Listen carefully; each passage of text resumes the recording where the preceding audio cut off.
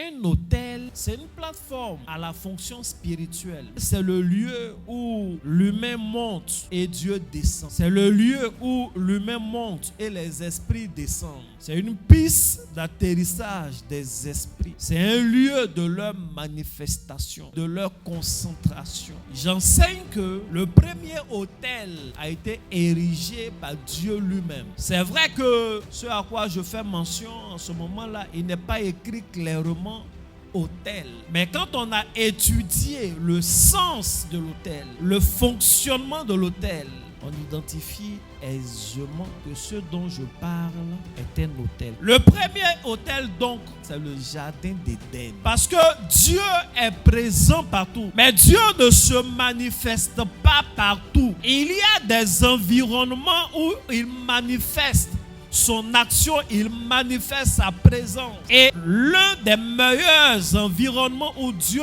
manifeste sa présence, c'est quand il y a un autel. Alors, il plante un jardin en Éden. C'est le lieu où Dieu vient rendre visite à l'homme. C'est le lieu où l'homme peut entendre la voix de Dieu. C'est le lieu où Dieu donne des consignes à l'homme, où Dieu donne des pouvoirs à l'homme, une domination à l'homme. Tous ceux qui exercent le pouvoir tiennent ce pouvoir-là forcément d'un autel, d'une manière ou d'une autre. Dieu, il est déjà en train d'enseigner à l'homme que c'est moi qui ai fait toute la planète. Je te donne la terre, mais il y a un lieu qui est notre lieu de rencontre. Et ce lieu-là, c'est le jardin d'Éden. Dieu était déjà, dès le commencement, en train d'introduire la fonction des autels. Dans un autel, il y a des richesses. En Éden, il y avait des richesses. Mais dans un autel, pour avoir certains résultats, il faut le sang. Lorsque l'homme était à l'autel du jardin d'Éden, il avait des besoins. Il lui fallait une aide semblable, quelqu'un qui allait réjouir son cœur. Et pour cela, Dieu, qui est l'esprit qui régnait sur cet autel-là, va le plonger dans un sommeil. Et il va faire de sorte que l'homme saigne. Eh oui, Dieu ne va pas encore prendre de la boue de la terre pour fabriquer une femme. La femme a été créée pour l'homme. C'est ce que la Bible dit. Donc il fallait que l'homme ait.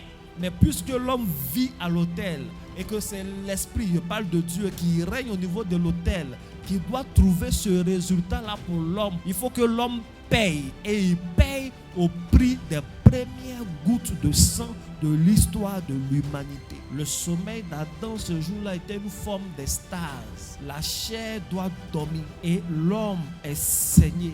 Et l'homme offre sa côte. Et l'autel, l'esprit qui règne sur cet autel-là, à partir de la côte, qui est une offrande que l'homme fait, fabrique la femme. Donc l'homme a son résultat. Il a une femme.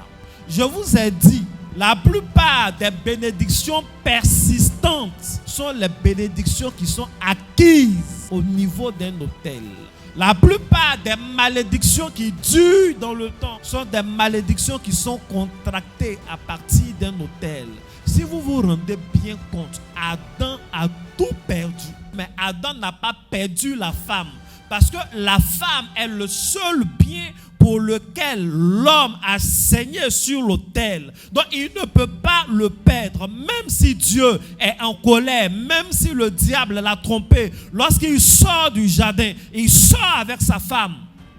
Parce qu'il a payé le prix. Il a donné sa côte. Il a donné des gouttes de son sang. Donc cette bénédiction qui est Ève, elle ne peut pas être perdue. Elle va rester dans la vie d'Adam et elle va produire des fruits pour Adam. Elle va faire des enfants de génération en génération. Et dans ce premier autel également, l'une des vérités que vous devez savoir, c'est qu'il y a des interdits. Dieu lui a dit, voici l'interdit. Tu ne mangeras pas du fruit qui est au milieu du jardin, le fruit de la connaissance du bien et du mal.